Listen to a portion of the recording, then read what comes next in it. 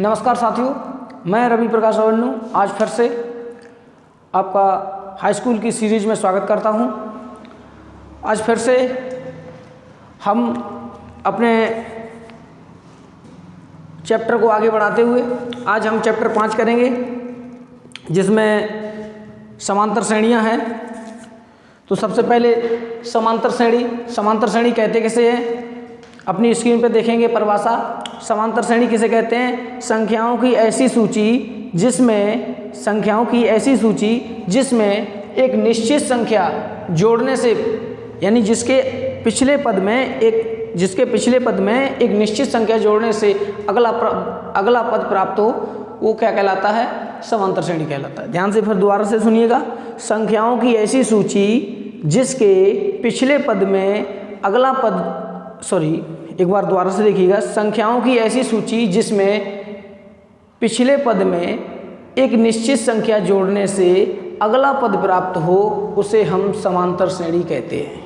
ठीक है, एक बार फिर से देखिएगा। समांतर श्रेणी किसे कहते हैं? संख्याओं की ऐसी सूची जिसके पिछले पद में एक निश्चित संख्या जोड़ने पर अगला पद प्राप्त हो, वह संख्याओं की सूची समांतर श्रेणी कहलाती है। ठीक है, अब आप अपनी जो है परिभाषा अपने स्क्रीन पर भी देख सकते हैं। इसके बाद हम बात करते हैं सार्वंतर से पहले हम बात करते हैं समांतर श्रेणी के बाद। समांतर श्रेणी दो प्रकार की होती हैं। कितने प्रकार की होती हैं? दो प्रकार होते हैं इनके। इसे जो है समांतर श्रेणी को इंग्लिश में क्या कहते हैं? एपी, शॉर्ट फॉर्म में क्या कहते हैं? एपी। एपी का फुल फॉर्म होती है अर्थमेटिक प्रोग्रेशन। क्या होती है? Arithmetic progression. इसे किसमें शॉर्ट फॉर्म में क्या लिखते हैं? एपी। तो एपी के कितने प्रकार होते हैं? दो। एक बोलते हैं परिमित एपी और दूसरे को बोलते हैं अपरिमित एपी।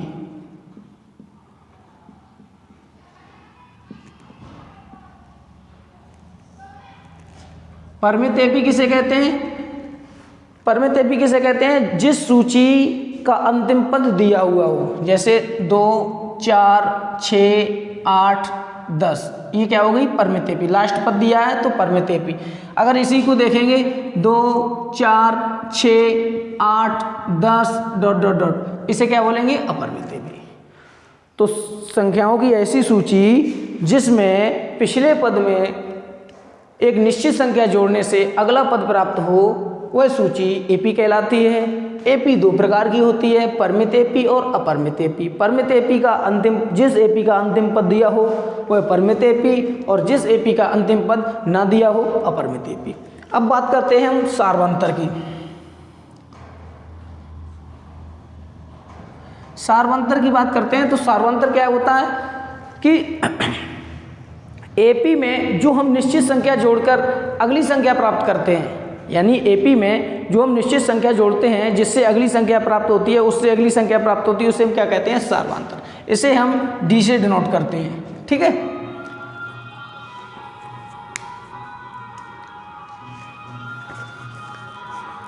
इसके बाद अब हम बढ़ते हैं आगे। अगर हम एपी का व्यापक रूप में बोलें तो हम किस रूप में लिखेंगे इसे? देखिएगा ध्यान से।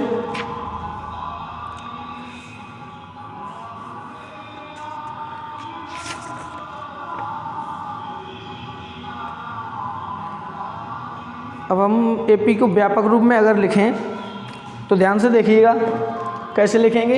इधर हम लिख रहे हैं एपी का व्यापक रूप, ध्यान से देखिएगा।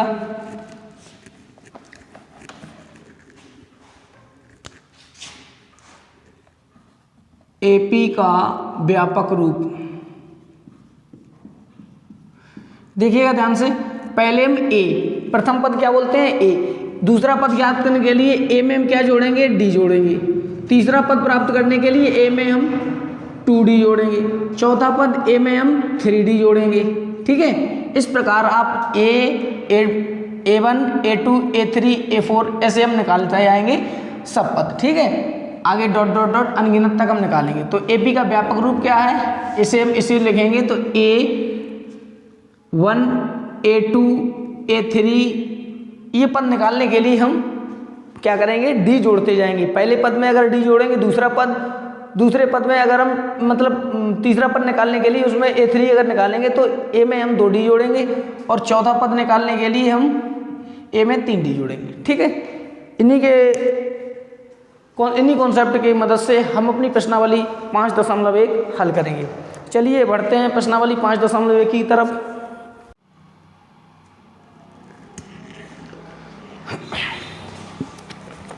क्वेश्चन नंबर पहला देखिएगा अपनी स्क्रीन पर।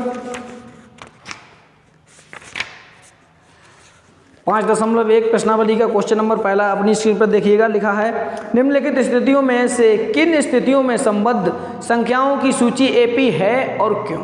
ठीक है, आपको इस पहले सवाल के 4 सवाल दे रखे हैं, उनमें आपको देखना है, पहली बात बताना है आपको कि एपी है, दूसरे नंबर बताना है क्यों है। ठीक है, तो देखिएगा इसका पहला सवाल, पहले का पहला पार्ट ध्यान से देखिएगा। पहले का पहला पार्ट ध्यान से देखिएगा। इसमें लिखा हुआ है पहला पार्ट, प्रत्येक किलोमीटर के बाद टैक्सी का किराया, प्रत्येक किलोमीटर के बाद टैक्सी का किराया, जबकि प्रथम किलोमीटर के लिए किराया 15 रुपये है। प्रथम किलोमीटर के लिए कितना किराया है? 15 रुपये। प्रत्येक अतिरिक्त किलोमीटर के लिए किराया 8 रुपया। तो अतिरिक्त कितना है? 8 रुपया। आगे का वो रखा है, तब ये बताना है इस कंडीशन में आपको कि ये सूची एपी है नहीं। ध्यान से देखिएगा। प्रथम किलोमीटर के लिए, प्रथम किलोमीटर को हम किससे डिनोट करेंगे? ए से, यानी प्रथम पद हम ए से लिखते हैं। तो ए बराबर कितना दे रखा है? 15 रुपये। और अतिरिक्त यानी डी बराबर कितना दे रखा है? अतिरिक्त हर बार कितना बढ़ रहा है? अतिरिक्त किराया कितना है? डी। तो डी बराबर कितना है? 8। तो अब आपको बताना है ये सूची है या नहीं। तो डी बराबर है 8। तो लिखेंगे इसे हम A1, A2, A3, A4, A5। ध्यान से देखिएगा, पहला पद A1 कितना है? 15। A2 ज्ञात करने के लिए क्या करेंगे हम? 1 मिनट, इसे इस प्रकार भी लिख सकते हैं। ए को हम लिखेंगे A और इसे लिखेंगे A+D, इसे लिखेंगे A+2D और इसे लिखेंगे A+3D, इसे लिखेंगे A+4D। अब ध्यान से देखिए, A कितना हमारे पास? 15। यानी 15 प्लस के कितने हो जाएंगे? 8। तो 15 प्लस के 8, 15 प्लस के 2 इंटू 8 और 15 प्लस के 3 इंटू 8 और 15 प्लस के 4 इंटू 8। ठीक है, अब ध्यान से देखिए, 15 दूसरे नंबर पर कितना है? 15 8, 8 5 13, 23, उसके बाद 8 दूनी 16। ध्यान से देखिएगा, 8 दूनी पहले गुणा होगा, 8 दूनी 16, 15 कितने हो जाएंगे? 31 और 8 तिया 24 और 15 कितने होंगे? 24 और 15 39। 24 और 15, 5 4 9, 2 1 3। ठीक है, 39 होंगे। यहाँ से देखिए 8 चौकू 32 और 15, तो 5 2 7 और 3 1 4, 47। ठीक है, कितना हो जाएगा? 47। अब ध्यान से देखिएगा, यह सूची एपी है या नहीं, क्योंकि इसमें एक निश्चित संख्या के बाद 15 के बाद 8, 23 के बाद 8, 31 के बाद 8। तो इसमें लिखेंगे यह सूची एपी है, क्योंकि इसमें सार्वंतर बराबर लिखेंगे। कैसे लिखेंगे? इसे लिखने का तरीका देखिएगा। लिखेंगे यह सूची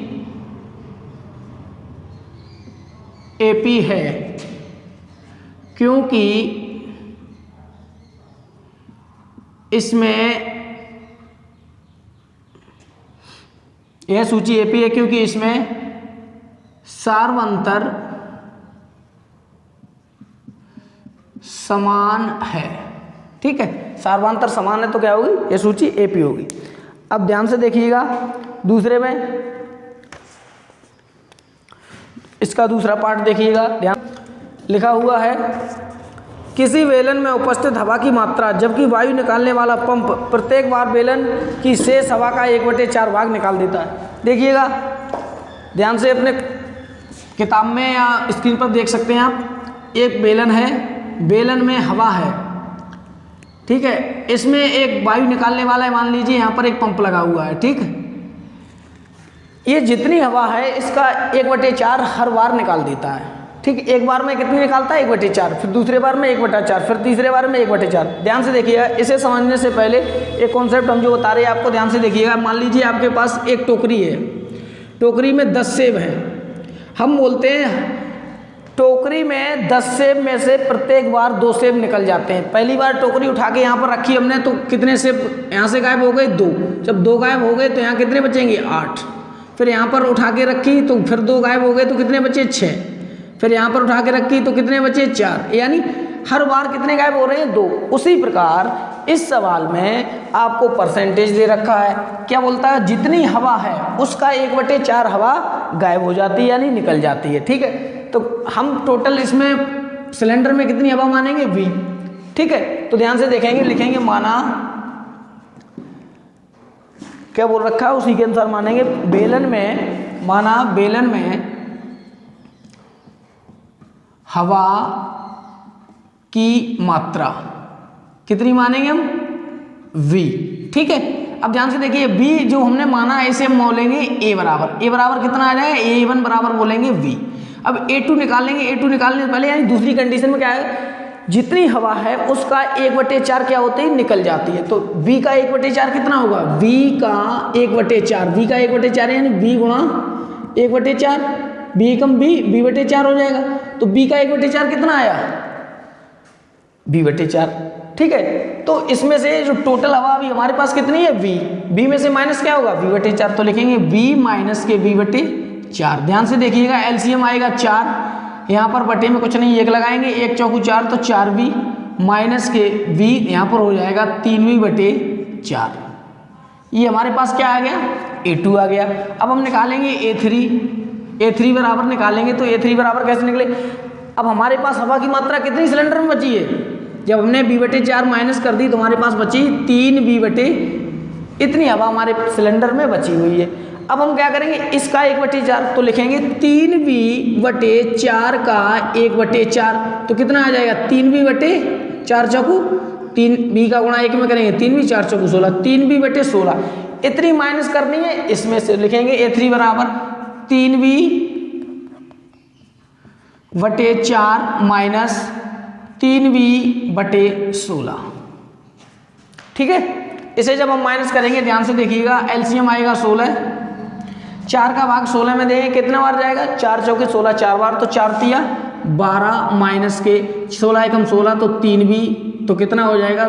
12V में से 3V जाएंगे 9V/16। ये आ गया हमारा तीसरा पद, ठीक है। तो A1 यानी पहला पद हमारा आया V, दूसरा पद आया 3V/4 और तीसरा पद आया हमारा 9V/16। अब इसे हम चेक करके देखेंगे ये AP है या नहीं। तो AP चेक करने के लिए ध्यान दीजिएगा कि अगले पद में से पिछला पद घटाएं अगर, और संख्याएं समान आए, यानी निश्चित संख्या समान आए, तो जान लीजिए AP है। ध्यान से देखिएगा, इसमें से ये घटाएंगे यानी 3B माइनस लिखेंगे A2 माइनस A1। A2 हमारे पास A1, A2, A3, पहला पद, दूसरा पद, तीसरा पद। तो A2 माइनस A1 करेंगे तो ध्यान से 3B/4 माइनस V/1 करेंगे तो 4 एकम 4, LCM 4 आएगा। और जब घटाएंगे 3B माइनस के 1 चौकू 4 तो 4B कितना आएगा? माइनस 3B में से 4 माइनस V/4 आ गया। और A3 माइनस A2 जब हम करेंगे तो A3 कितना हमारे पास है? 9B/16 minus 3B/4। इसे जब हम करेंगे तो LCM आएगा 16, 16 एकम 16 तो 9B और माइनस के 4 चौकू 16 तो 3B, ठीक है। 4 चौकू 16, सॉरी यहाँ गड़बड़ कर रहे हैं हम, 4 चौकू 16, 16 एकम 16 तो 9B और 4 चौकू 16, 4 बार गया 4 तिया 12 यानी 12B, तो कितना आएगा? माइनस के 3B/16। अब देखिएगा, क्या ये दोनों संख्याएं समान हैं? समान नहीं है। जब ये दोनों संख्याएं समान नहीं हैं तो लिखेंगे यहाँ, कैसे लिखेंगे? ध्यान से देखिएगा, ध्यान से देखेंगे हम लोग, लिखेंगे यहाँ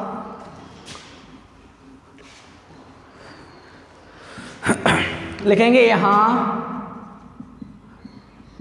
A2 माइनस A1 बराबर नहीं है A3 माइनस के A2 की, इसलिए यह सूची AP नहीं है। ठीक है, अब इसी के साथ ये क्वेश्चन नंबर पहले का दूसरा पार्ट खत्म होगा। अब हम करेंगे इसी का पार्ट तीसरा। ठीक है, आप इसे नोट डाउन कर सकते हैं। और अब हम तीसरा पार्ट देखते हैं, ध्यान से देखिएगा।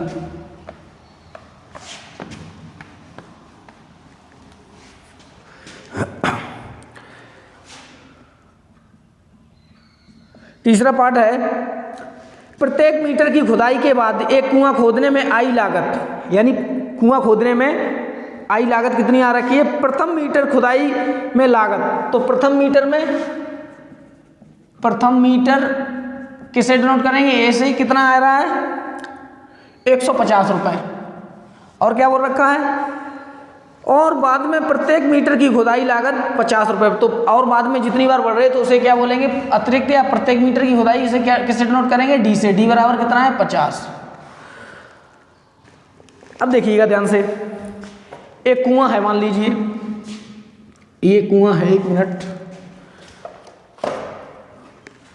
मान लीजिए ये कुआं है। ठीक है, अब जब शुरुआत में खोदेंगे तो लागत जाना आएगी, स्वाभाविक बात है। फिर उसके बाद हर मीटर, यानी पहले मीटर की, जब पहले मीटर की खुदाई करेंगे तो कितना आ रहा है? 150। फिर हर मीटर जितने मीटर में बढ़ाएंगे आप तो 50 रुपये, फिर 1 मीटर बढ़ाया तो फिर 50 रुपये, फिर 1 मीटर बढ़ाया तो फिर 50 रुपये, ऐसे करके देते जाएंगे। ठीक है, तो कैसे लिखेंगे इसे? ए बराबर, तो इसे सूची को लिखेंगे तो लिखेंगे ए और ए, दूसरा पद लिखेंगे तो A+D, तीसरा पद लिखेंगे तो A+2D, और चौथा पद A+3D और A+4D, इतना तक बहुत। देखिएगा पहला पद कितना? 150। दूसरा पद क्या करेंगे? लिखेंगे 150 प्लस 50 और 150 प्लस 2 गुणा 50 और 150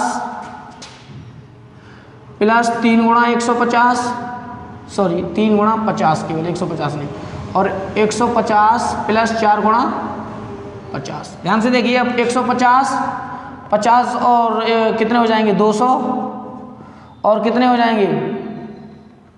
50 दूनी 100 और 150, 250। इसी प्रकार ये 300, ये इसकी गुणा कर लीजिए आप, उतना ही आएगा। ठीक है, लिखेंगे यह सूची AP है क्योंकि यहाँ अगला पद पिछले पद में एक निश्चित संख्या जोड़ने पर प्राप्त हुआ है। वह संख्या है 50। ठीक है, वो लिखेंगे ये सूची AP है क्योंकि यहाँ अगला पद पिछले पद में एक निश्चित संख्या जोड़ने पर वह संख्या कौन सी है? 50 संख्या जोड़ते जाते हैं, तो हम क्या बोलेंगे? हम यह सूची AP है। अब इसका लास्ट पार्ट है पहले का, ध्यान से देखिएगा, इसे भी करते हैं और ध्यान से देखते हैं।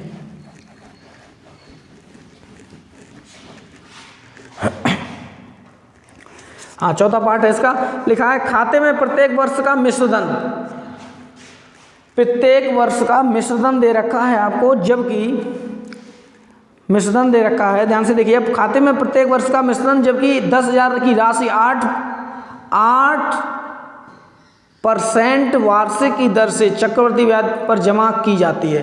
तो ए बराबर, इसमें भी ध्यान से देखिएगा, ए बराबर क्या होगा? ए बराबर हो जाएगा, ए बराबर होगा 10,000, 1 2 3 4, और A2 निकालने के लिए हम क्या निकालेंगे? वो रखा है प्रत्येक चक्रवृद्धि ब्याज के उससे कितने? 8%। तो चक्रवृद्धि ब्याज आपको सूत्र मालूम होना चाहिए, इसका सूत्र होता है P × 1 + दर बटे 100 पावर n। ठीक है, इस सूत्र की मदद से करेंगे, ध्यान से। A2 बराबर, तो टोटल राशि कितनी है 10,000, तो P बराबर यानी कितनी है 10,000 लिखेंगे और इनटू करेंगे 1 और प्लस के दर कितना है 8%। पहली साल के पर लिखेंगे पहली वर्ष, ठीक है, पहले वर्ष में A2 निकलेगा तो 8/100 पे पावर n यानी पहली वर्ष। ध्यान से देखिएगा कितना निकल के आएगा, ऐसे हल करेंगे तो 10,000 1 2 3 4 इंटू यहाँ पर कितना हो जाएगा इंटू और इंटू हो जाएगा 108।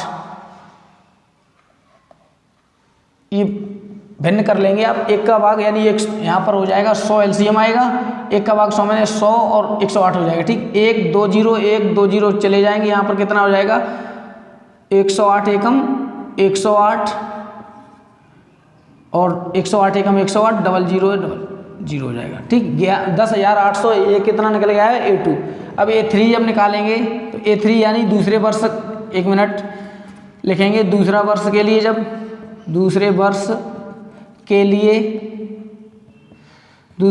लिए क्या होगा 10,000 1 2 3 4 और इंटू 1 प्लस के 8/100 पावर 2 वर्ष के लिए निकालेंगे तो क्या हो रहा है 2 जाएगा। ध्यान से देखिएगा 1 2 3 4 10,000, यहाँ पर वही कंडीशन भिन्न हो जाएगी 108।